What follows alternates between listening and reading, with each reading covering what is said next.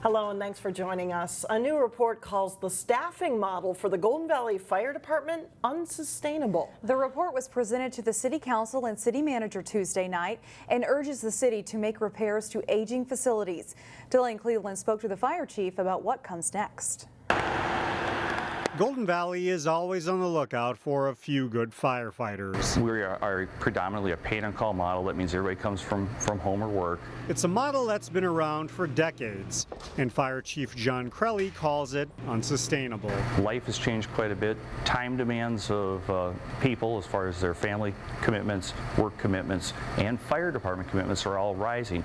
At some point, if everything keeps increasing, something has to give. Crelly thinks that something could be people's commitment to serving their community. Because they'll focus on family and work. But it's not just the staffing model he's concerned about. This is one of our stations where we drive out and always have to back in. It's not a drive-through station. Crelly says the main public safety building, along with fire stations 2 and 3, are in need of significant upgrades. Just on the other side of the trucks here, we've got people standing right next to moving trucks as they're getting dressed. The list of potential improvements goes on. Space. He says the cost to keep things as they are would be about $1 million.